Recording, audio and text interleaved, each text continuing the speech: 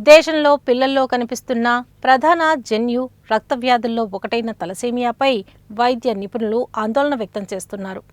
రక్తంలో హిమోగ్లోబిన్ సరైన విధంగా తయారు కాకపోవటం వల్ల ఈ వ్యాధి వస్తుంది.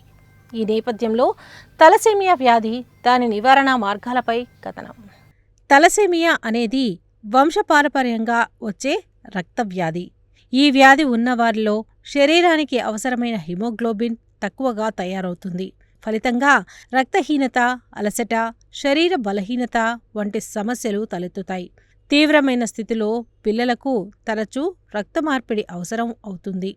వైద్యుల వివరాల ప్రకారం తలసేమియా ఉన్న పిల్లల్లో తీవ్రమైన రక్తహీనత, అలసట, బలహీనత, ముఖ ఆకృతిలో మార్పులు, ఎదుగుదల మందగించటం, పసుపు వర్ణం, కాలేయం, ప్లేహియం వాపు లక్షణాలు కనిపిస్తాయని చెబుతున్నారు. భారతదేశంలో ప్రతి సంవత్సరం వేలాది మంది పిల్లలు తలసేమియాతో జన్మిస్తున్నారని ఆరోగ్య సంస్థలు చెబుతున్నాయి.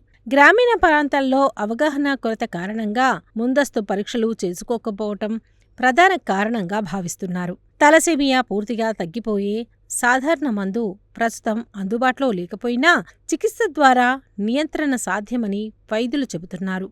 జన్యు, సలహా, కుటుంబ చరిత్ర ఉన్నవారు తప్పనిసరిగా నిపుణులను సంప్రదించాలని వైద్యులు సూచిస్తున్నారు.